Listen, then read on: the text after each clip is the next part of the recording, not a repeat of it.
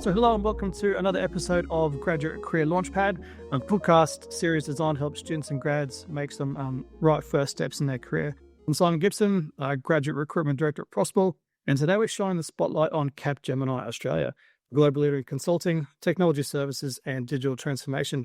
So Capgemini employs over 350,000 people across 50 countries worldwide, including Australia and New Zealand. Known for its strong culture of collaboration, innovation and sustainability, the company has consistently been recognised as employer of choice in the top 100 graduate employers. I am very excited to be talking with James today, Head of Early Careers at Capgemini Australia. Mate, really keen to understand some things like your background, your career, what you look for in grads, what the process is like, all things we'll dive into as we go through the next sort of half an hour or so. But yeah, look, first of all, let's start with you, the most important person in the room. Tell me a bit about your background. How long you've been at Capgemini for, and what's your role all about? No worries, Simon. That's very kind. So yeah, I was a graduate myself. So really, my experience comes completely full circle. I was a graduate at Capgemini back in 2016. Now I was looking around, for a while for something that I thought would be suitable. And what was delaying my decision was sort of the just ambivalence about certain career paths. I was thinking, what is really going to be right for me with the degree that I have. I had a law degree. I was leaning towards an academic path. And then I just happened to meet somebody at a Christmas party who changed that trajectory, because she also had a law degree. And she says, well, why don't you give consulting and go, I have a law degree and that's what I'm doing. So I was a little bit of an older grad at that stage. I'd done my postgraduate. I was planning on doing more and potentially doing a PhD and sort of going that academic route. But Right. the appeal of something that you could do with a law degree that wasn't law was something that intrigued me. So I looked around and I had a look at Capgemini and I ended up getting a job in the SAP team. SAP is an enormous corporate software company from Germany, and we license their products and we implement them at client. I'd always liked computers. I wasn't technical per se, but I like technology and I like computers. So I was very much a functional kind of consultant. I ended up getting into project management after that. And then I became the engagement manager for our pro bono initiatives, and did that. But I always loved mentoring other grads. That was a big passion of mine. I saw myself in them, and I understand maybe what some of the stumbling blocks might be in their first couple of years, and understood, I guess, some of the anxieties or self-doubts that they might have, and I wanted to help them navigate those. And so until one day, our graduate program manager at the time was stepping into another role, and she offered it to me, which is an enormously different career choice. But thankfully at the time, it ended up being I grabbed it with both hands, because it ended up being a very good decision, based on the satisfaction that I get out of it. So that's when you've gone from law with a tech interest into consulting, and then into early careers. I'm not going to say recruitment, because as you manage the whole end to end, so the attraction, engagement, selection, onboarding, and development. So with the full sort of life cycle. I was going to ask, most people seem to fall into recruitment. Not many people go, I'm going to work in recruitment directly. It seems most of us just sort of that's one thing we end up leaning towards. And like me, you love it so much, you end up staying in the sort of same field, because grad recruitment is very niche, or the early career space is very niche, but also very, very rewarding. Yeah, I feel like the learning part and the management of the program management, those sorts of things, that sort of came a little bit more naturally. Understanding branding, I think, was a little bit less of a learning curve, but it was still a learning curve. I think recruitment was a big one, because I'd never been in recruitment or HR in any way before. So I had a lot of learning to do. I think that there's still things that surprise me about it, and still things I'm learning day to day. But I think I've slowly got a handle on it now. And I felt a little bit like an alien when I went into the talent acquisition team, but thankfully they're the most wonderful team in the world, and they always made me feel like I belong straight away, and they're always there to help me too. Yeah, that's brilliant. So I think if you enjoy working with people, it's a good space to be in, and you enjoy helping people make the right decisions. Then that other career space is really important. James, you spoke about earlier on, your own journey as a grad and what that was looking like, studying law and then thinking, okay, maybe I want to do something else, but do something with that sort of that mindset. From a Capgemini perspective, what sets you apart as an employer of choice, especially in terms of that other careers? If I'm a grad, I'm looking at, I'm doing some research on companies. Why am I looking at Capgemini? It does sound cheesy, but it is culture. And I know people can promise great culture to the end of the day.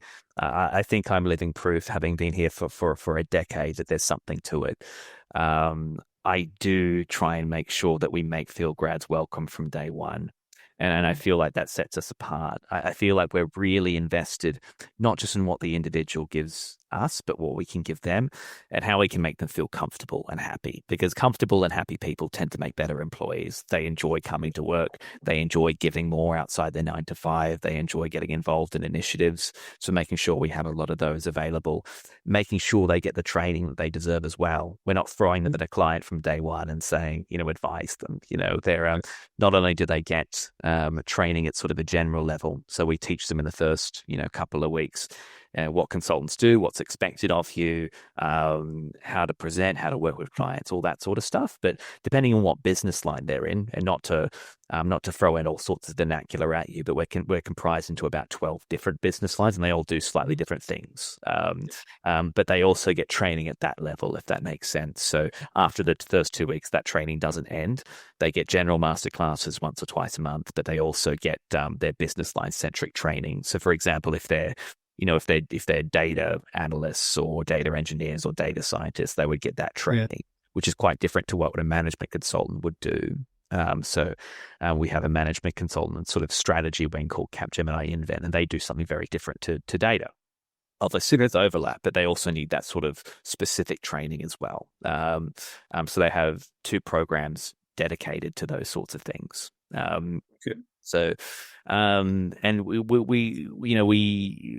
think mentorship is very strong in our company. I think people are very approachable. I think that our grads are made to sort of feel part of the team from day one. They're not there to write, just to write code or do spreadsheets, or certainly not to make coffees. They're made to feel part of the team from day one. Yes. And just shown that, they have valuable and their contributions are valuable. Yeah. Fantastic. So great focus on that transition from student to professional. And as I say, trying to alleviate that anxiety or that, imposter syndrome that some students do tend to feel when they make that move.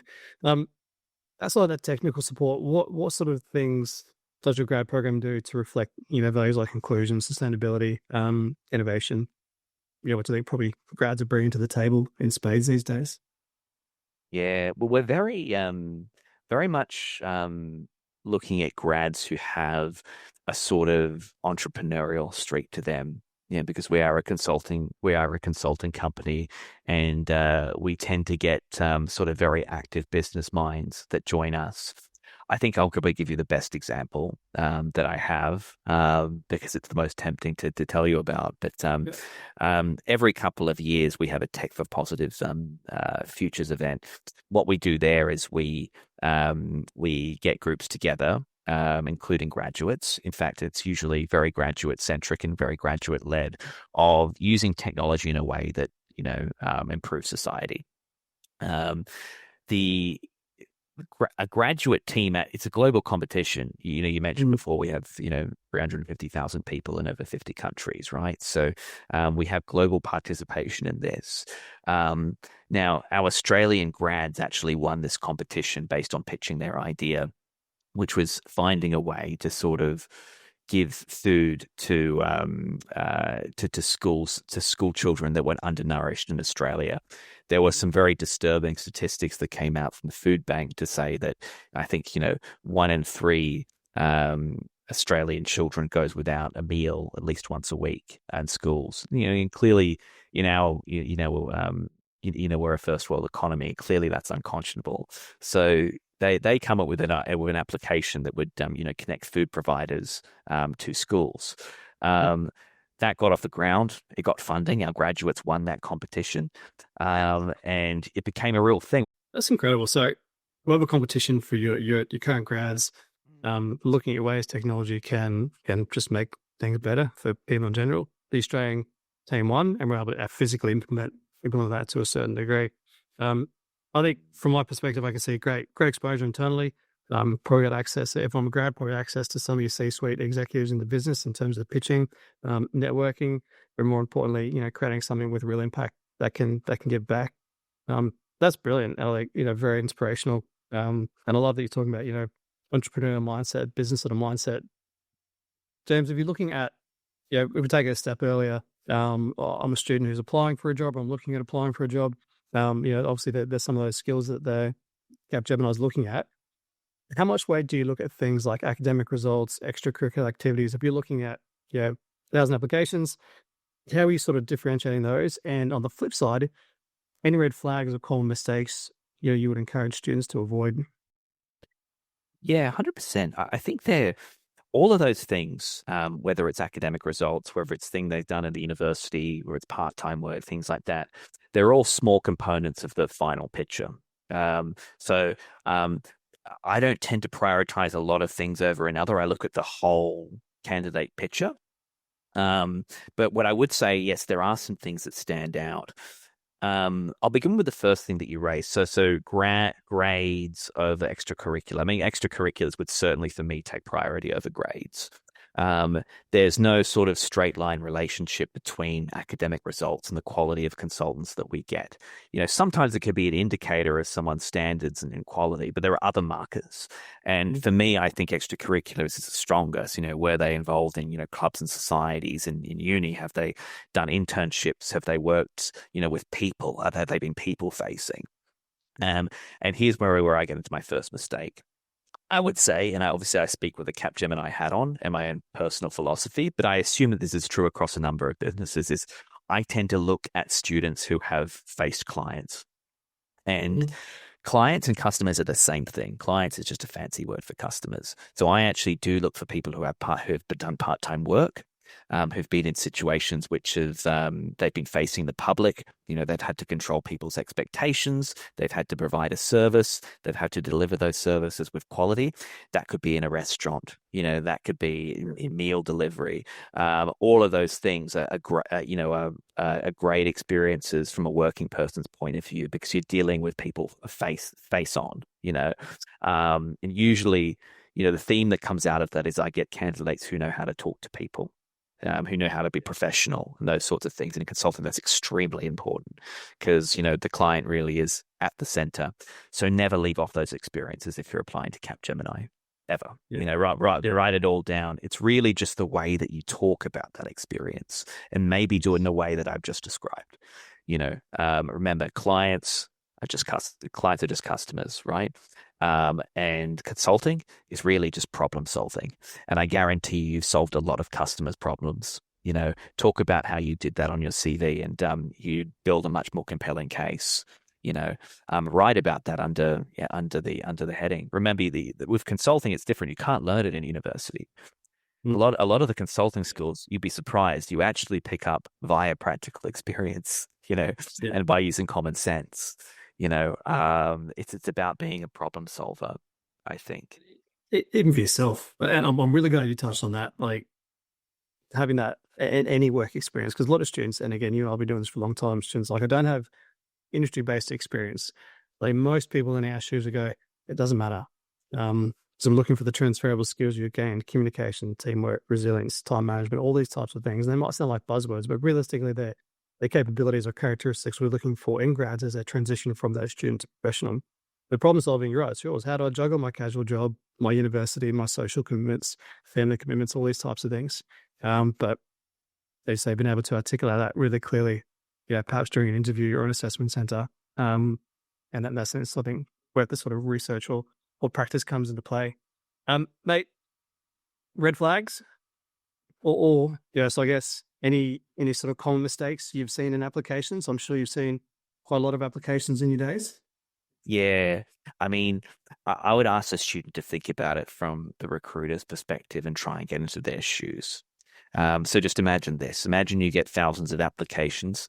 They all essentially say the same thing. They list a degree and they list when you graduated and have a short paragraph about, I can't, I want to I want to work for Capgemini. Or, some of them say the wrong consulting company. That's a big red flag.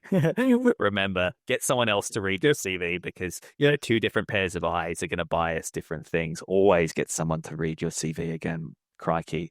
But yeah, I mean, I would say that I would say that if I've got to prioritize somebody and I have a million of the same CV, that's going to be quite hard and that's going to reduce your likelihood.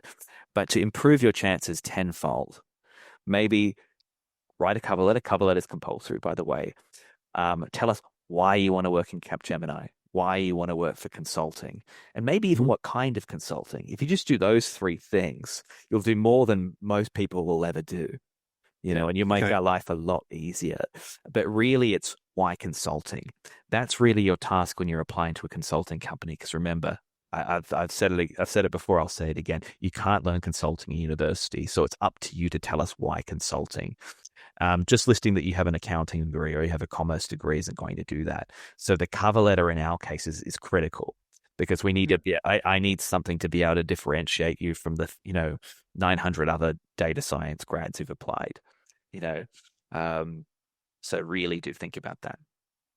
Do you think that's my sort of part was, let's go sort of continue down the road in terms from a student's perspective, what the application process actually looks like. Because I know some places do like cover letters, some don't. Some say don't attach it. Others, like yourself, I'm sure it's obviously quite explicit to a student that, this is part of the documentation we require. I think it's really valuable to students to know the level of importance you put on that piece of paper, that sort of that documentation. Okay. Oh, that's really good. That's good to know. So for students watching this, there you go. Make sure you put some effort into your cover letters if you're applying for Capgemini and speak about the why piece, why consulting. That's really important. Yeah, I mean, when we're dealing with clients, often we're always submitting them some form of documentation at some stage of the project. So really, your cover letter and your CV for us is sort of saying, this is the quality of document that I feel satisfied with giving an employer. So we will extrapolate from that this is the quality of document that we feel you're comfortable giving a client. So I actually do think it makes a big difference to put a lot of effort into it. Because remember, there's very fine margins when you're dealing with volumes of candidates. So it's got to be someone that goes above and beyond to stand out. Correct. Yeah, you start looking. You don't start looking for reasons to exclude, but it becomes things like your small spelling mistakes, your grammatical errors, whether on company naming, and if you've got 1,000 of the same, how do you differentiate those? Yeah. Okay. I'll give you an analogy, Simon. So I remember when I was presenting, I've made this mistake before. When I've presented slides to clients in the past where I saw something wrong, and I could see them looking at our team and thinking, if they've got that wrong, what else have they got wrong? What else? Yeah. That's the key. Look, I'm hands up guilty. I've applied for a job, and at the stage, I'm like, absolute shoe-in for this, right? This should be bread and butter. And didn't get a call. Obviously, didn't get the job. And I looked back, and I sort of keep all my applications, look back through, and I'd put the wrong company name in.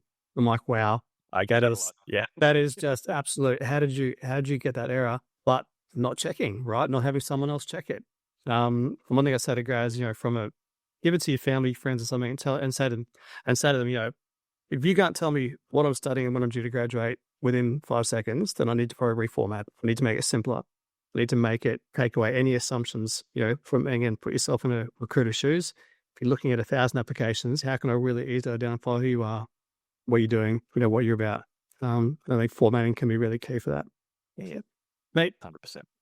from a recruitment process, again, put myself in the student shoes. What can I expect to go through as a part of the recruitment process if I'm applying for an internship or a graduate role at Capgemini? Absolutely. Yeah, we would usually have a model that depends on what sort of business line we flag you for. Um, if we feel that you're quite technically inclined, that might look like 2 interviews, which would usually be on the basis of cultural fit, but also technical competency. But we'll make you aware very much in advance what you'll be assessed on and how, if that's the case. If we feel that you will go in, that you would probably do better in our strategy practice, then we have what's called an assessment center, where we sort of bring you in to look at a business problem together in a team and just see how you sort of relate to your peers and how you work with them. If you're successful in that exercise, based on what we assess and based on what we see, then we would go to an interview with one of our leaders after that. So it's usually a 2-stage process wherever we feel like you'll sit in the business, but the nature of that process will be different on where we think you should go. Okay, interesting. Is this in person or virtual? It can be either, depending on convenience, but assessment center is almost always in person. Yeah. Okay. Excellent. And is there anything prior to that? So as a part of the online application process, I'll call it, I'm assuming somebody, submits their resume, cover letter, maybe transcript, things on those lines. Are there any online assessments like cognitive assessments or pre-recorded video interviews or anything that someone would go through before getting to that assessment center interview stage? No, we're very light on those. Okay. We don't have psychometric testing. And we don't have any written submissions or pre-recorded video interviews. We're a little bit old school maybe in that sense, but I believe that it's the approach that makes the most sense, and judging by feedback, it's the process that candidates like if it's a little bit simpler. Yeah. Okay. Yeah. Is there any part of that? And you mentioned the importance of cover letters before, and I'll address the elephant in the room. AI generated documentation. Do you see that? How do I phrase it? Do you see students using this as a part of the application process? If so, what are your sort of thoughts and feelings on that? Yes, I do. Yes, I do, and I can tell. But I don't necessarily mark that as a negative from the candidate. Okay. Now, what I will say is that we will ask you the question for the process if you've used generative AI. Feel free to be honest. I just want to sort of collect data and for my own personal reasons as to how we can make our recruiting process more effective as a result. But I won't necessarily hold it against anyone if they have an artificial intelligence generated CV. However, cover letter I feel like is something that is to be a little bit more personal and something that I feel like you'll get a bit more gravitas if that's sort of more crafted from a place that resides outside of AI. What I wouldn't recommend is if you're on an online interview, is using AI to prompt your answers either. That's something you can. Well, I have that. A colleague told me fairly recently that she could see the Chat GPT in the interviewee's glasses. No. No way. Well, it's something to be mindful of. But yeah, certainly for the purposes of your CV, I not only do we don't mark you against it, I do understand. Yeah. Okay. Yeah. Okay. So the messaging, what I'm hearing is yes, use it from a supportive point of view, maybe a research point of view, from that person who's using it for prompts for the interview. Maybe do that before the interview for your own practice, sort of sit and record yourself and go through, am I speaking too fast, too slow? What's my eye contact like? How thorough are my responses? But using it for those purposes is great, help prepare. But yet you're still going to be yourself during the process itself. Yeah. I think the cover letter is a place which will sound very, very generic if you rely on it being automated as well. I was going to ask if there are any sort of tells. What would stick out to you as a completely AI generated document? You know what? But before this started happening, nothing. But now that there's so many examples that have so many commonalities, so it's you sometimes look at a CV and a cover letter. So I'm reading the same cover letter, or reviewing the same CV, and I almost have to do a double take. Like, have I made a mistake? Am I? putting this candidate over here when I've already put them over there, but yeah, it's because the templates are sort of seem to be recyclable, and the cover letters all use the same buzzwords, and and things like that. Their sentences are a similar length. Their paragraphs are. They express things in the same way. It's very structural. They concentrate on different parts of paragraphs look the same, and then it sort of, I don't know, it sort of dilutes the whole purpose of having a cover letter, which is to sort of flourish, your individual qualities. Yeah. Well, and I know exactly what you're talking about. Working with a client not that long ago, and the same thing. I'm like, I feel like I've read this document a dozen times already. And you get to the point where you sort of start skimming because you know exactly what it's going to say next. And I think when you see something that is original, you're like, oh, this is refreshing. This is great. And I'm keen to keep sort of reading further. 100%. Yes. And you lose interest, I think as a recruiter, what I think makes you stand out, are those things that make you different, Yes. and I feel like that's sort of, for me, it's a telltale sign of somebody who's going to be successful is how they can make something different and original and stand Yes. out, and that's critical, as I said, and I'll keep saying, when you're in a situation where, quite frankly, it's an employer's economy, and then there's, I can't tell you how many data and analytics degrees I have, coming through. It makes me feel terrible, honestly. Like, I can't give jobs to them all. But one thing that you can do in your favor is figure out what your secret sauce is and how you stand out as an individual. If you have some sort of unique experience, like we've had people that, were professional gamers and poker players and things like that. And, those are things that really grab my attention sometimes. You remember it, Yeah, you remember it. So, and if you can apply, even those experiences in your life to how you be an amazing consultant, please do so. I'd like to hear that. Yeah, fantastic. James, I'm going to ask you a question in a second around that's sort of been memorable, but, perhaps more from an interview point of view. Can I ask, and this is back on the topic of AI, is AI, because I guess a lot from students, there's this belief that companies are using AI extensively from a recruitment process perspective, i.e. they're screening out applications on keywords and basically there's no, there's very little human involvement. My personal experience has been that that's not the case, and it is somebody reviewing, watching a recording, making their own assessment based on, matrix or criteria. Can I ask, what is AI part of your recruitment process internally? Currently, no. And when I talk to all my peers, whether they be in, the James in this consulting company or engineering company or government or whatever it is, the feeling is unanimous. None of us really are, but there's a huge gulf in between the reality and the perception of what students think is going on when we're reviewing CVs. I'm not saying that won't stay the same. That will stay the same. It could well be that there's an innovation in the market that we latch onto that helps us do things more efficiently. But what I will say is I don't believe that that's happening right now at scale. I can certainly speak from our point of view. It's not. It may be that innovations do come in, where they, essentially, make the search process easier for whatever means they be. But there'll almost always be a recruiter kind of component to it, where we design our prompts in terms of what we're looking for and the person that we're looking for. So AI won't be making any changes to, the recruiter brief wholesale, I don't think. Yeah.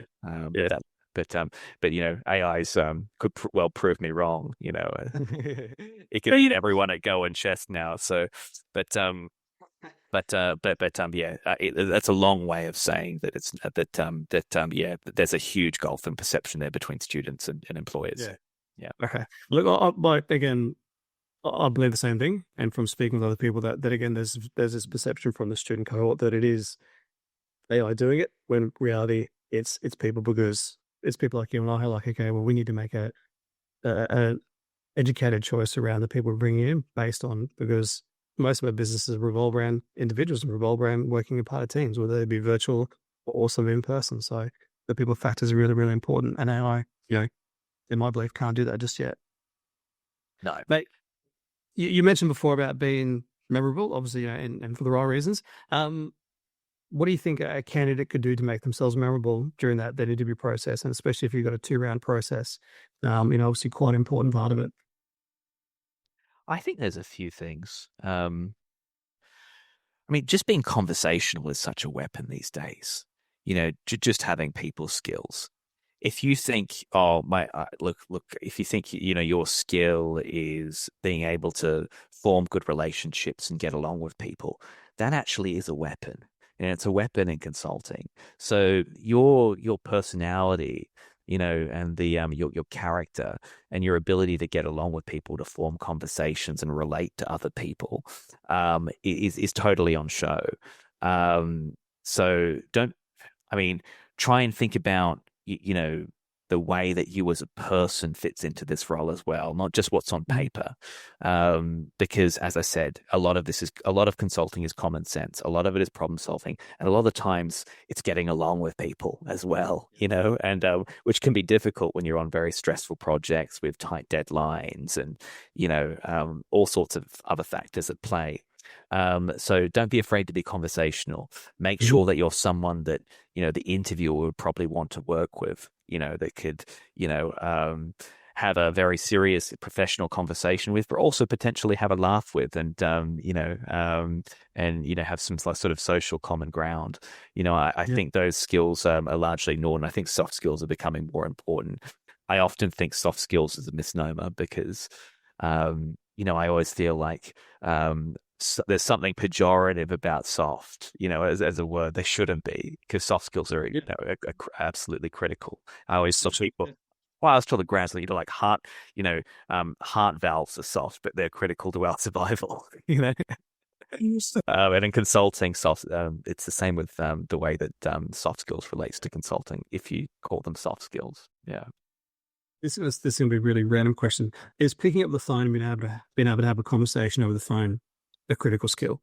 Yes, absolutely. And you can also form, unfortunately for us, as human beings, we form opinions of people pretty quickly, and a lot of the time it does relate to our biases, and things we should be better at controlling, but it is a reality.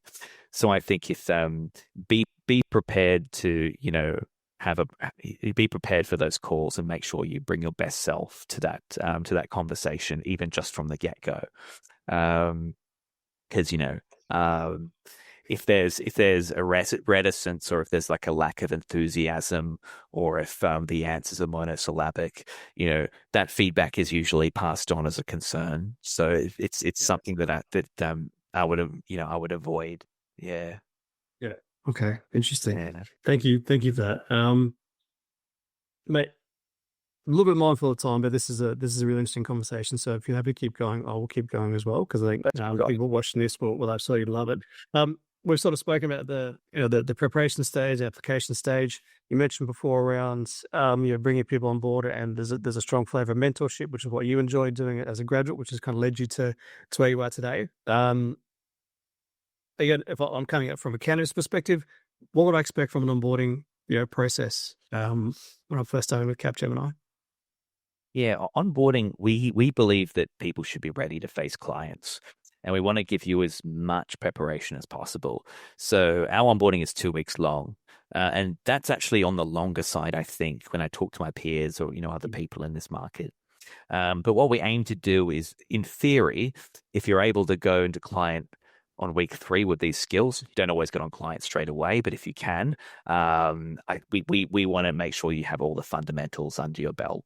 So, look, the first day is just about getting you adjusted to the business, getting to know each other as people, playing strategy games with each other, team building, and then Tuesday we go into what's called the core skills. Before that, you also get to meet our CEO, who always makes time to come and greet us and chat to us, and give us a little pep talk before we go into this core skills. Core skills is 4 days, and what we're focused on there is sort of like, what is consulting?